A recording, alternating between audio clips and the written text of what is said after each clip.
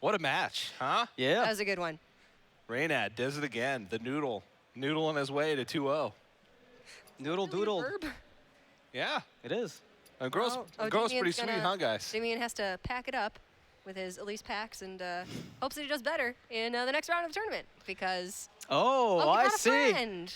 Aw. Who gave you the Direhorn hatchling? I mean, is it, which one is it? Ornery Direhorn? Does she have a name? No. It? Okay. Is it a she? I don't know. I assumed. And That was girl's wrong of pretty me. cool. Did you just assume her dinosauring? I did. Oh, man. Apologies all around. But yeah, what's interesting also is that was a 3-0, and that was one of the last matches to finish for round number 2. Welcome. well, Don't worry. The only Did you see that last game? Yeah, it was It took a while. it was quite a grinding one. The first game as well, the Taunt Warrior Mirror matchup. Yeah. That was a doozy. And Yeah. then the Warrior versus the Control Paladin. So that was 3 control mirrors right there. It was, Yeah. it was something. Reynad's back in action though, starting it off looking starting off strong. right. Yeah, I've been keeping up with some of the results that we've seen from around the rest of the round 2 in Swiss. A lot of players still 2-0, a lot of notables. Firebat 2-0.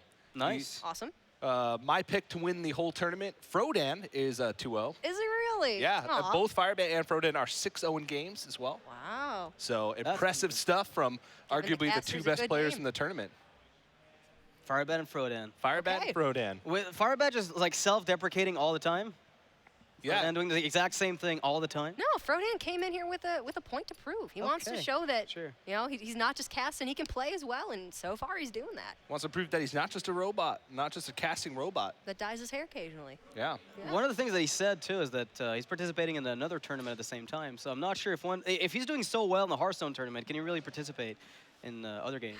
I don't know. Does he have time? It'd be tough, Yeah. but if there's anybody that can do it, it's Frodan. Yeah. Yeah, but we actually do have one more match that's still going for round 2, and it's actually Pavel versus RDU. Oh. So this one's been going on a little bit on the. It's been going on for a while. These guys, I think the score was 2-0 just a few moments ago, and I think it's still 2-0 in RDU's favor, as Pavel only has Warrior left to finish. So these guys have been going through a grinding battle as well, because this is the last match for round 2 that's ongoing, and it's only 2-0. Yeah, these guys are good friends. Yeah. You know, they bonded even more once we got to the Sea Story Cup last year. Very reasonable players, Yeah. in their own words. Yeah, and we're actually going to do a TriCast for this match. Oh, that's good. I'm going to join you guys. Okay. Excited to Look at have that. you here, TJ. I love TriCasts. Yeah, me too. It's okay. Our I can meme levels contribute. were a little low. We thought maybe you could bring them up a bit. Yeah. Do you have some Nutter Butter? Oh. Oh, Oh, it's going to be 2-1. Oh, yay. Okay. So we're continuing. We're not done Fantastic. here. what a game. Fantastic It was victory and defeat screens. So fast, it's like it didn't even happen. Yeah, but these two guys, yeah, it's 2-1. Yeah, so Pavel takes that game, I suppose, and brings the score to 2-1. So these guys are going to continue with their series. But to set the stage a little bit, both these guys started out 1-0. RDU has traditionally had a lot of success at DreamHack, especially early on in Hearthstone. We all remember Hi Mom. Yeah. Well, I remember RDU's Leroy big Jenkins. breakout play. Oh my God, he's cheating. It's like, no, somebody's trying to troll him and say hi to his mom. Yeah. That's all it is, Twitch chat. You should know that hi mom. Gotta cheating. give credit where credit is due. Yeah, on the real, RDU is a player Good mom. that hasn't really had much success in like official Blizzard tournaments like HCT, but DreamHack is sort of his home away from home within Hearthstone's home. His home away from G2. There you go. Yeah, he's done pretty good in the last call, right? I think that's where he ended up the last Yeah, Worlds. yeah, he was the highest point earner for Europe in 2016, highest HCT point earner for Europe in 2016, right ahead of George C, who was second. The British lad. The mad lad. Please no. But not the bad lad. He's quite good at the game. All right, let's get into it. You guys can cast. I'll just interject every once in a while. Fantastic. Okay. All right, so we just saw this matchup. It took us a while, and we're going to see it again. It looks like it's not exactly the same list necessarily, but it's very similar on RDU's side. We haven't seen the Murloc package completely. We've just seen Hydrologist. For all we know, he's running just a standard control mid-range list without the early aggression shell, so it's not quite easy to figure out what it is. But he's got the infinite value getaway Kodo here if he wants to start setting it up. But more importantly, both these guys have the Golden Celebration card back. Celebration time, come on. Bravo. I just knew TJ was going to interject. I couldn't have done it better. So RDU looking, of course, like he's got the Murloc package in there after all is said and done. You rarely see those not being played. And the title hand is the name of the tribe. I was going to give some trivia. I was going to be like, what's the Paladin hero power called after Valve and Inquisitor? I would have had it. I should have just not said anything. I would have looked like a genius. I mean, I still call Silverhand recruits dudes 90% of the time. So. Yeah. What's the name of the other Silverhand recruit on the Vine Cleaver? Do you know? Or the guy that got going on and on so about something named George. In Lost in the Jungle, the card, there are 2 names for Silverhand recruits, and I forget the second guy's name. There's George and someone else. I hope it's not Michael. We're lost in the jungle, you said? Yeah. I'm going to Google it. Figure it out. Back to the game, though.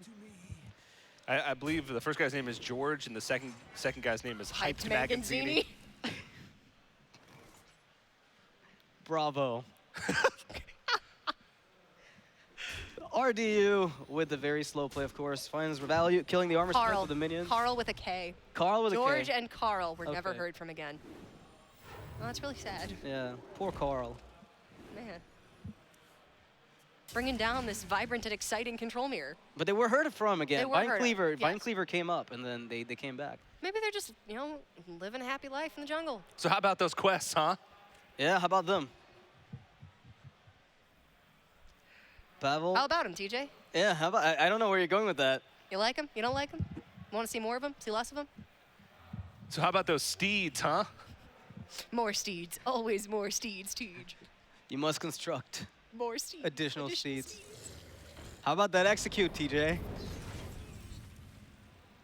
How about that Spike Ridge steed, TJ? I actually like the double spiker seed in Paladin. You know, we've seen a lot of people start including it just once, like a single copy. Initially, none. Yeah. Then people caught on, hey, this is basically Sludge Belcher. And then they said, let's play 2 Sludge Belchers in every Paladin deck that we can. And it makes every single board more resilient. It does. Usually you were seeing 1 copy of it and a copy of Ivory Knight, but... Yeah? Is that correct? Okay, good. Thanks, Teej. Ivory Knight came out, I think. A lot of people have been cutting it. It just kind of doesn't, well, literally cut it. So I feel like this grindy sort of Paladin deck, I feel like it's got a pretty good matchup against the Warrior. I agree. What do you think? If you get into the late game and you can just make a bunch of 1/1s, you're kind of negating the hero power, which is really the Warrior's only way of winning in the late game. Yeah, Actually, I think it's pretty good. You have a lot of longevity to a Curator. I'm sure he's packing a Tyrion in here. Oh, that's gonna hurt. Hate to see that happen.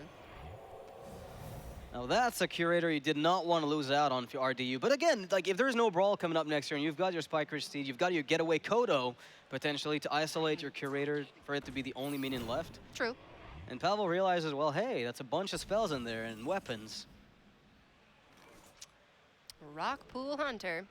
Yeah, Pavel is actually kind of forced into that line of play because the hand does not contain enough spot removal for him to really wait for the Drake to clean up anything. So he's had to commit to this to set up a really good Primordial Drake, which, although it looks awkward, he needs to get that quest done.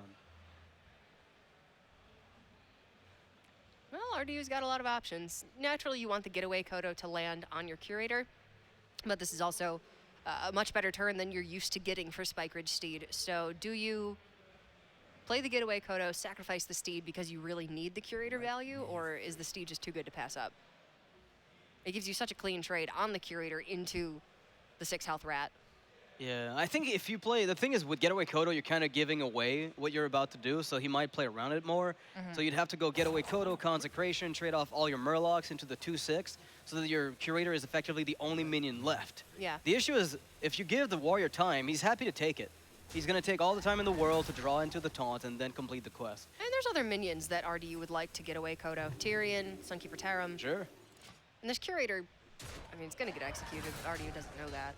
And he doesn't mind that as well, right? He gets a 2/6 back on the board after that. Rip the Curator off of his horse. The menagerie is for guests only. Which is a steed. You know, the art on the steed is actually quite sad. You see the rider in the distance, who's kind of hollering at his mount. The Stegodon has left him. Yeah, I'm kind of bummed out. I cried the first time I saw that. I cry every time. Now RDU finding himself in a spot where he's got bored and he's just hoping there is no brawl, no primordial drake. It's a very, it's a big ask to hope that Pavel has neither of these at this point. So he's going to expect to lose some of the board, but at the end of the day, it's not too bad for him, right? He's got the board, he's got another steed, and he's got big, minions in the deck that can help him close out the game if this goes on a little bit longer. And the Murloc War Leader making everything else sort of a little bit awkward for the primordial drake to clear. Yeah, the hydrologist is sticking around no matter what. The slam will be used prior to that, so he's definitely trying to set up the turn for the primordial drake at this point. He's thinking, well, I've got to make this go away. This problem being the war leader, but look like Stegodon's gonna come back. Another wall of 2/6. What if you Spike Ridge Steed your Stegodon? Whoa. Stegoception. Whoa. That's pretty good. Whoa. Meanwhile, Pavel is still on his journey to the center of the Flame Plume's heart, where he's going to reach into the boiling lava, pull out Soulfrost, the Hand of Ragnaros, and start unleashing bolts of Inferno at his opponent. He will crush them. Die, insect.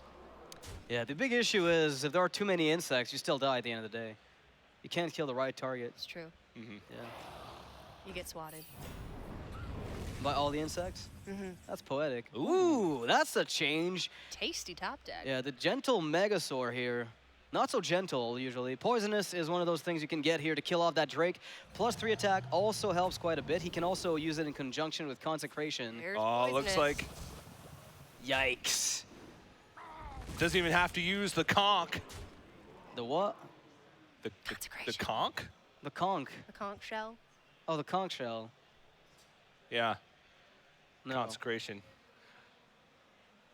The consec.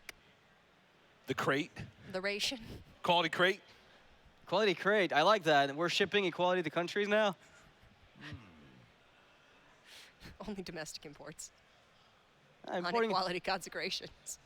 export a lot of freedom in the U.S. RDU, wow, he decides to forego the hero power to play a little bit around the brawl. Yeah. I actually like Smart. this play because Very everything well on the done. board is pretty impactful, whether, the Poisonous Murlocs.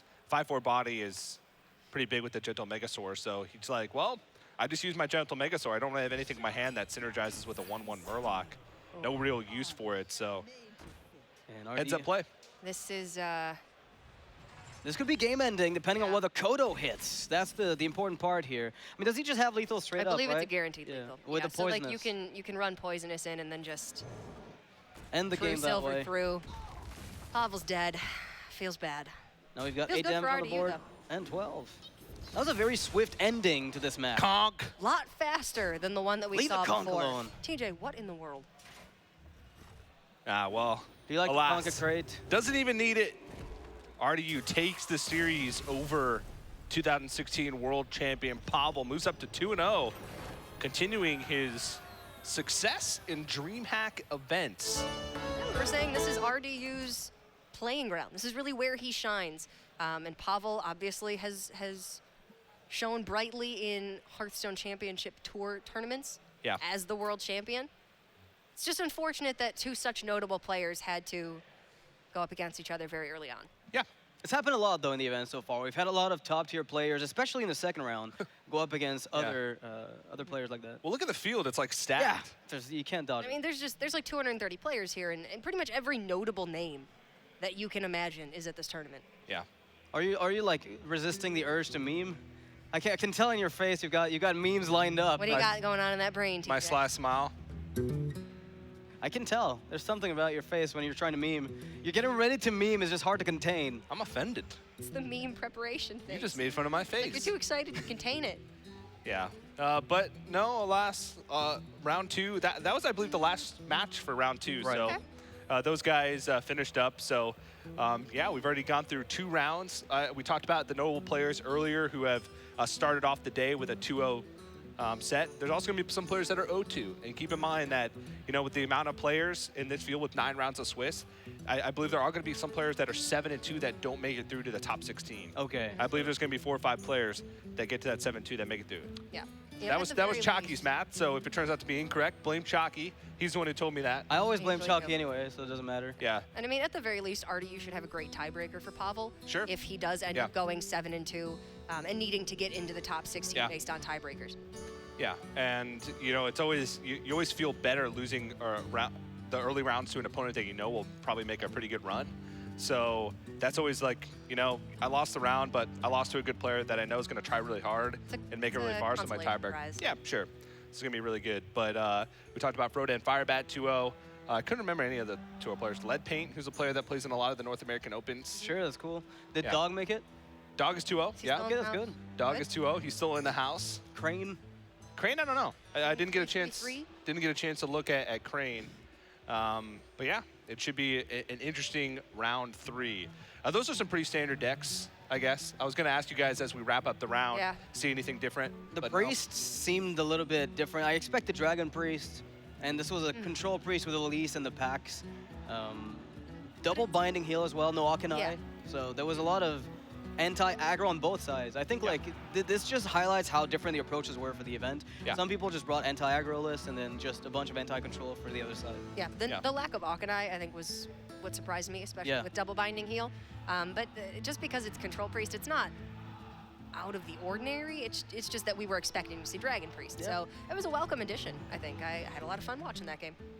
Yeah, and I'm looking forward to seeing some Druids later on in the day because walking around, I saw a lot of people playing Druids, whether it be Jade, Ramp, aggro. So we'll see that. But round 2 is in the books, and we're going to move to round number 3. We're going to take a quick break before we do that, but don't go anywhere, guys. More DreamHack Austin Grand Prix 2017 right after this.